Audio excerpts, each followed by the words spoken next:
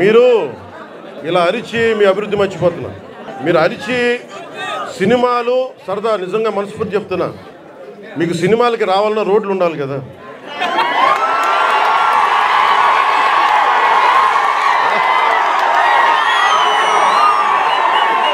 నాకు మక్కువ మండలం అంటే చాలా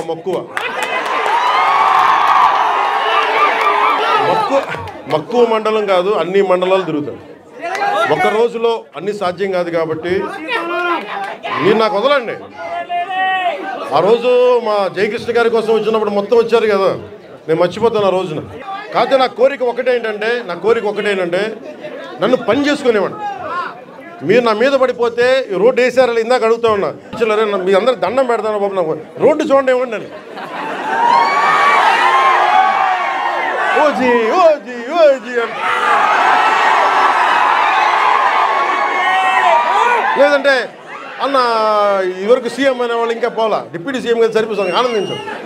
ఇంకా కాకుండా నేను అనేది ఏంటంటే యువతకు కానీ ఆడపడుచులకు కానీ పెద్దలకు కానీ నేను వచ్చి మీకు నన్ను పని చేస్తే మీ భవిష్యత్తుకి మంచిది. నన్ను చుట్టుముట్టారనుకో నేను పని చేయాలి కదా.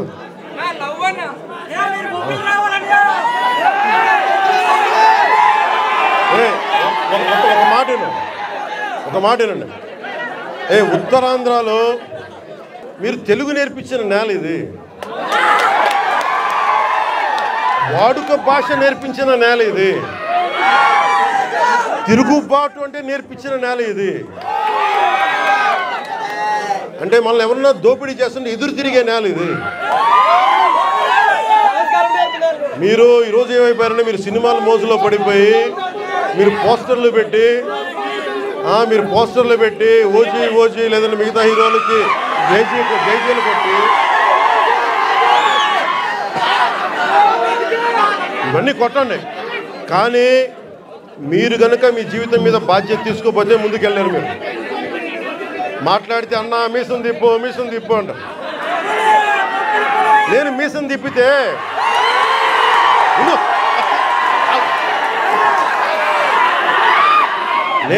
తిప్పితే రోడ్లు పడవు, అర్థమైందా? నేను ఛాతీ కొట్టుకుంటే రోడ్లు పడవు. నేను వెళ్ళి ప్రధానమంత్రి గారికి దండం పెట్టి ముఖ్యమంత్రి గారి దృష్టికి ఆ సమస్య తీసుకెళ్తే రోడ్లు పడతాయి.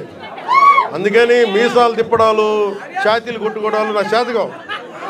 పని చేయడం తెలుసు, నాకు పని చేయనివ్వన్నాను. అందుకని మీ అందరికీ మరోమారు ధన్యవాదాలు చెప్పుకుంటూ